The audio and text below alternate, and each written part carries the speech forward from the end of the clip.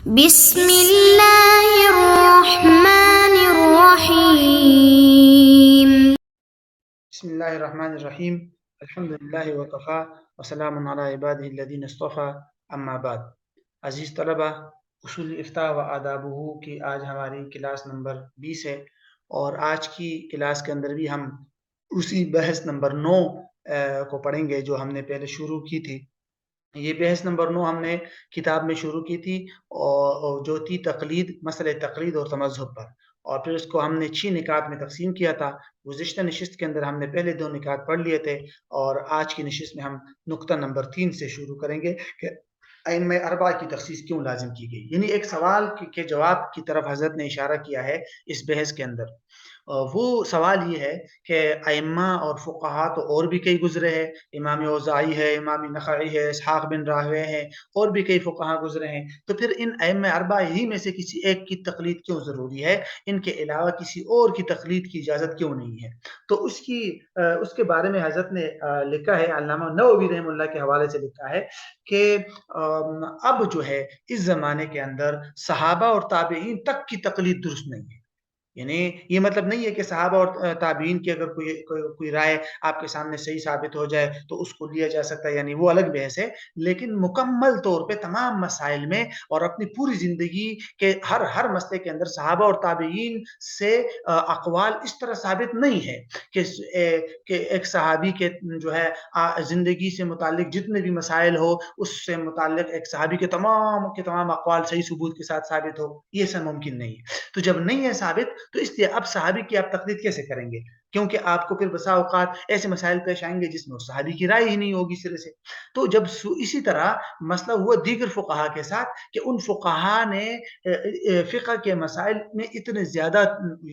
یعنی کہ ان کی کتابیں نہیں ہیں، ان کی آراء اتنی زیادہ نہیں تفصیلی نہیں ہے، نہ ان کے اتنے شاگرد تھے کہ انہوں نے ان دیگر فقہا کی آراء کو جمع کر کے مدون اور مرتب کر کے بعد والوں کے لیے پیش کی ہو، بلکہ یہ جو عمل تھا یا یہ جو خصوصیت تھی یہ صرف ائمہ اربعہ کو حاصل ہوئی، اور ائمہ اربعہ ہی نے اپنے آپ کو فقہی مسائل کے لیے بالکل وقف کر دیا تھا۔ زندگی کے ہر شعبے سے متعلق انہوں نے اجتہاد کر کے شرعی مسائل بتائے، ان کے شاگردوں نے آ کر اسی کے اندر مزید اضافہ کیا، اس کو مدون کیا، اس کو مرتب کیا، بعد والوں کے لیے اس کو پیش کر دیا۔ تو اب مکمل طور پہ جو فقہ ہے وہ انہی چاروں کی چونکہ موجود ہے، تو اس لیے جب کسی اور کی موجود ہی نہیں تو اب ہم انہی میں سے کسی ایک کی تقلید کریں گے، ورنہ تو کسی اور کی تقلید ممکن ہی نہیں ہے، کیونکہ ان سے اکا دکا کچھ مسائل موجود ہوں گے، زندگی کے ہر شعبے سے متعلق ان کی آراء موجود نہیں ہے۔ یہی بات حضرت نے جو ہے نقل کی ہے علامہ مناوی رحم اللہ کے حوالے سے، کہ انہوں نے حافظ ذہبی رحم اللہ کے حوالے سے ہی نقل کیا ہے کہ بھئی ہمارا تو یہ عقیدہ ہے کہ ائمہ اربعہ ہے، سفیان ثوری ہے، سفیان ابن عیینہ ہے، امام اوزاعی ہے، داؤد ظاہری ہے، اسحاق بن راہوے ہے، جتنے بھی ائمہ ہیں سارے کے سارے ہدایت پر تھے، انہوں نے اجتہاد کیا، اگرچہ درست رائے ان میں سے کوئی ایک ہوگی، لیکن جن کی رائے درست ہے اس کو 2 اجر ہے، اور جن کی رائے جو ہے وہ خطا ہے ان کو 1 اجر ملے گا۔ ہاں البتہ اب اس زمانے میں صحابہ، تابعین یا دیگر ائمہ کی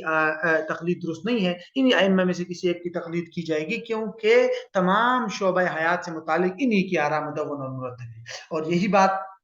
جو ہے حضرت نے شیخ ولی اللہ دہلوی رحم اللہ کے حوالے سے بھی نقل کی ہے کہ انہوں نے لکھا ہے کہ مذاہب اربعہ کی تخصیص میں ایک مصلحت عظیمہ ہے، اور اگر اس سے کوئی اعراض کرے گا تو اس کے اندر مفسدہ کبیرہ ہے، کہ اس کے اندر ایک وہ بہت بڑا فساد ہے۔ تو بہرحال یہ ہے ائمہ اربعہ کی تخصیص کے بارے میں جو تیسرا نقطہ تھا۔ اب آتے ہیں چوتھے نقطے کی طرف کہ عالم متبحر کے لیے دوسرے مسلک کی رائے کو لینا۔ یہ بات ذہن میں رکھنی چاہیے کہ کسی ایک امام کی رائے متعین طور پر لینا اور اسی کی تقلید کرنا یہ ٹھیک ہے، الگ ہے، اپنی جگہ پہ ہے، ایک حکم ہے اور یہ ضروری ہے، لیکن اس کا مطلب یہ نہیں ہے کہ اگر ایک عالم متبحر ہو اور اس کو علماء کی آراء اور ان کے دلائل مکمل معلوم ہو، قرآن و سنت کے نصوص کے اندر اس کو غور و فکر کی صلاحیت اس کو حاصل ہو، تو اگر اس طرح کے عالم متبحر کے سامنے اپنے امام جس کی وہ تقلید کرتا ہے اس امام کی کوئی ایسی رائے آ گئی جو نصوص کے بظاہر خلاف نظر آئے، اور اس جو عالم متبحر ہے اس نے بڑے کوشش و غور و فکر کے بعد بھی اس کو دوسرے امام کی آراء زیادہ قوی اور زیادہ مضبوط نظر آتی ہے، تو ایسی صورتحال میں اس کو علماء نے اجازت دی ہے کہ یہ عالم متبحر اپنے امام کی رائے کو چھوڑ کر دوسرے مسلک کی امام کی رائے کو اختیار کر سکتا ہے۔ کیوں؟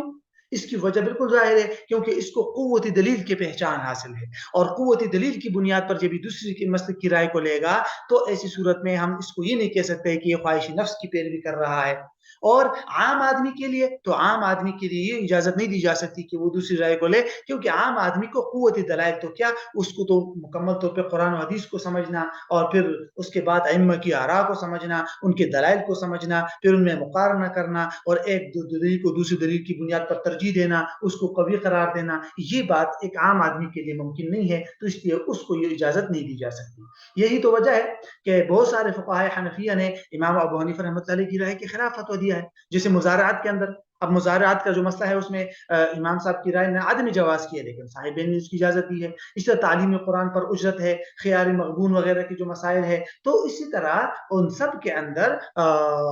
وہ امام صاحب کی رائے کی مخالفت کی گئی ہے، لیکن اس کی وجہ ظاہر ہے کہ وہ قوت دلیل کی بنیاد پر ہے، اتباع ہوا یا دین کو لہو لعب یا دین کو ایک کھیل بنانے کی غرض سے نہیں تھا۔ تو بہرحال یہ ہے چوتھا نقطہ۔ اب آتے ہیں ہم پانچویں نقطے کی طرف۔ یہ پانچواں نقطہ یہ ہے کہ تقلید ایک انتظامی حکم ہے، یعنی حضرت نے لکھا ہے کہ میں نے اپنے والد صاحب مفتی شفیع رحمۃ اللہ علیہ کے سے کئی مرتبہ شیخ الہند محمود الحسن رحمہ اللہ کا یہ قول سنا ہے، کہ وہ قول کیا تھا، وہ فرماتے تھے کہ بھئی کسی متعین مسلک کی جو تقلید ہے وہ کوئی شرعی حکم نہیں ہے بذات خود، کہ آپ کہیں کہ بھئی یہ شرعی حکم ہے جو آپ صلی اللہ علیہ وسلم یا اللہ تعالیٰ نے قرآن و حدیث کے اندر واضح طور پر بتایا ہے کہ اس امام کی تقلید کرو، یہ کوئی متعین شرعی حکم نہیں ہے، لیکن اس کے جو وجوب کا جو حکم دیا گیا ہے وہ انتظام کی وجہ سے ہے، کہ اس کے ذریعے سے دین کا انتظام ہوتا ہے۔ اگر آپ یہ چھوڑیں گے تو اس کی وجہ سے دینی معاملات میں خلل آتا ہے، تو اس انتظامی حکم ہے۔ آسان الفاظ میں آپ کہیں کہ یہ حکم اصلی یا حکم شرعی نہیں ہے، کہ انتظامی حکم ہے، اور بہت سارے ایسے احکامات موجود ہیں انتظامی جو وجوب کا درجہ رکھتے ہیں، تو تقلید بھی ایک انتظامی حکم ہے اور وجوب کا درجہ رکھتا ہے۔ اور اسی سے حضرت نے پھر اشرف علی تھانوی رحمہ اللہ کے حوالے سے ایک عبارت نقل کی ہے کہ وہ فرماتے ہیں کہ ہم تقلید شخصی کو فی نفسی ہی فرض یا واجب نہیں کہتے، بلکہ یوں کہتے ہیں کہ تقلید شخصی میں دین کا انتظام ہوتا ہے اور ترک تقلید میں بے انتظامی ہوتی ہے۔ اور پھر اس کے بعد اسی تقلید جو ہے اس کے بارے میں حضرت اشرف تھانوی رحمہ اللہ کی ایک لمبی عبارت جو ہے وہ نقل کی ہے، اور